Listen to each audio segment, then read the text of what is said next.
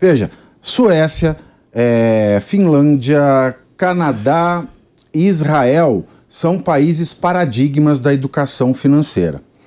Não preciso falar nada que o nível de endividamento nesses países é muito baixo. Mas o Brasil é um país pobre. A educação financeira, Carla, ela é importante até para que os programas de renda funcionem. Veja, durante o governo Lula, a distribuição de renda funcionou bem porque ele herdou um país sanado por responsabilidade do governo anterior, com um nível de endividamento relativamente pequeno das famílias. Por que é que a mesma distribuição de renda no governo Dilma não funcionou? Não funcionou porque a responsabilidade foi sendo relegada ao longo dos anos. E quando eu começo a promover a irresponsabilidade financeira e continuo a conceder os benefícios da distribuição de renda, essa distribuição de renda, a Bolsa Família, a Bolsa Brasil, Bolsa seja lá o que for, ela não atinge o seu objetivo, porque boa parte dela vai servir para pagar dívida. Então a educação financeira ela é importante até para o sucesso de distribuição de renda. E sabe o que é muito triste, Pavinato? É que foi feito um ranking com 144 países na questão da educação financeira. A posição do Brasil está no número 74, ou seja, atrás de Togo, Madagascar e Zimbábue. O Brasil está atrás. Esses países, que são países pobres, estão na frente do Brasil. E posso te falar uma coisa? Sabe por que Togo, Madagascar e Zimbábue têm mais educação financeira que o Brasil? Porque lá não tem distribuição de renda. Porque lá as pessoas sabem que com o dinheiro que elas conseguirem, elas bem ou mal vão ter que se virar. Aqui não. Aqui a falta de educação financeira, ela causa endividamento nas pessoas e as pessoas assim vão clamar por mais Estado. E cada vez que o Estado vem com distribuição, essa distribuição vai servir para pagar dívidas e não para melhorar a vida das pessoas.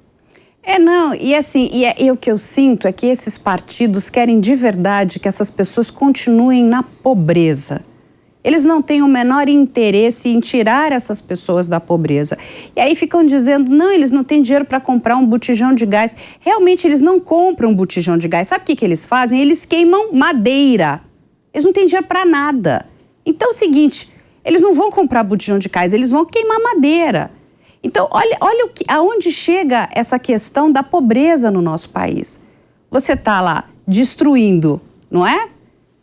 Floresta, você está aumentando, inclusive, a questão do aquecimento global. Emitindo gás carbônico. Emitindo gás carbônico, porque são famílias, elas não têm nada, então elas estão no desespero. Só existe uma maneira de você tirar as pessoas da pobreza absoluta, e isso é através da educação. E educação financeira faz parte dessa educação. E aí eu até pedi para a gente trazer um caso que também está rolando essa semana, que é a história do caso do moço que tem um apelido de Luva de Pedreiro. Olha só, esse é um rapaz simples do Nordeste. E parece que tem grandes habilidades, né, para fazer gol, para fazer embaixadinhas. E ele ali começou a querer fazer uns pequenos vídeos, né, e postar, porque ele achava legal o que ele estava fazendo, aí criou ali uns memes dele, e da noite para o dia ele já estava ali num determinado post, ele chegou a alcançar mais de 50 milhões de visualizações. Lógico, você vê, um espertalhão do outro lado vê isso e faz o quê? Opa, vou te agenciar. E aí começou a agenciar esse rapaz. E aí o que é a tristeza? Ele mal sabe ler e escrever.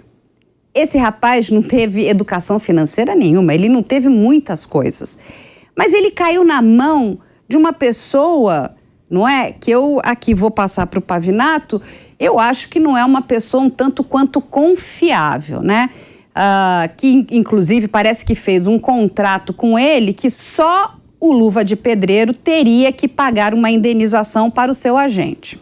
Agora imagina, gente, se esse rapaz tivesse tido educação financeira, se esse rapaz tivesse tido uma educação de qualidade, ele não estaria sendo enganado. Ele estaria tirando, porque assim, o sonho dele é ajudar a comunidade dele, ajudar a família dele. Ele é super bem intencionado. Olha o que esse rapaz pode vir a fazer. Então, olha como é importante você educar as pessoas para que elas não caiam, inclusive, em golpes financeiros, golpes contratuais. O que mais existe no Brasil é isso. A falta de noção, eu não digo nem conhecimento, Carla, noção jurídica e noção financeira, elas ocasionam esse vale de lágrimas que as pessoas vivem constantemente. O caso do Luva de Pedreiro é um caso típico de uma pessoa sem conhecimento, sem noção jurídica nenhuma e sem noção financeira nenhuma, que assina um contrato leonino. O que é contrato leonino? Contrato leonino é aquele contrato que te faz mal. Como é que eu sei que eu tenho um contrato leonino? Um contrato, ele deve ter um equilíbrio entre as partes. Nesse caso, ele deveria, ao falar de penalidades, ao falar de multas, eu deveria ter multas equivalentes tanto para o empresário quanto para o Luva de Pedreiro. Quando isso não existe, o contrato é leonino e ele pode ser anulado pela justiça. E veja, ele foi prejudicado por esse espertalhão, ele tem sido prejudicado financeiramente por este espertalhão e também pela justiça brasileira. Porque a justiça está discutindo o pagamento de multa rescisória, o pagamento de percentual de proventos a um espertalhão, ao invés de analisar a teoria geral do contrato e dizer que aquilo é um contrato leonino. Então são duas coisas, é fogo e gasolina. O desconhecimento dos seus deveres e direitos como cidadão e o desconhecimento de como lidar com as suas finanças, essa equação só resulta em uma coisa: eterna desgraça, eterna exploração, eterna servidão de um povo que já é tão abusado. Não, gente, é assim, quando a gente para pensar, né, que o acúmulo de capital das famílias, quando elas conseguem fazer isso, elas investem na educação dos filhos. E educação não é gasto, é investimento. Cada centavo que você colocar na educação do seu filho, você está investindo no seu filho, você está investindo em melhor qualidade de vida para ele e, consequentemente, para a sua família também. Porque esse rapazinho, essa mocinha, ele aprende e cria um círculo virtuoso. Porque hoje o que essas famílias vivem é um círculo vicioso. É cruel, é cruel. Eu não me canso de dizer que é de uma crueldade não ensinar às crianças a importância da educação financeira. E não vem dizer para mim, de novo, né, a senhora Luciana Genro, que isso ali ela está preocupada porque aquelas crianças não têm o que comer. Isso é preocupante demais. Cada criança deve ter o direito a uma alimentação correta.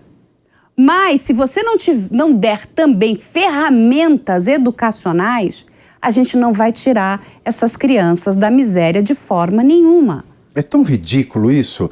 Não pode ter educação financeira porque o problema é que as pessoas têm dificuldade financeira em casa. Então ela vai ser contra também hospitais públicos, porque primeiro precisa se resolver a questão das finanças da casa, das famílias, das pessoas pobres no Brasil. Ela vai ser contra também falar em aposentadoria, ela vai ser contra também falar em cultura, ela vai ser contra falar em pavimentação das vias públicas, ela vai ser contra falar em saneamento básico, porque veja, esse discurso dela de que o que as pessoas precisam é ter dinheiro em casa, as pessoas passam necessidade. Então ela pode se opor a tudo, ao saneamento básico, à cultura, ela pode se opor à aposentadoria, ela pode se opor ao hospital, a basicamente tudo. A estupidez ela é tamanha nesse caso que só poderia vir de uma pessoa que milita nesse espectro da política que infelizmente, mantém o povo sempre como joguete e dá um certo dinheiro, distribui uma certa renda sem ensinar a esse mesmo povo a usar essa renda. E usa essa renda para cada vez mais se afogar e cada vez mais necessitar desses falsos salvadores da pátria. O Antônio Hermílio de Moraes, ele tinha uma frase ótima, né? Esse pessoal, eles tiram dinheiro dos ricos, eles enganam os pobres e não fazem nada por ninguém.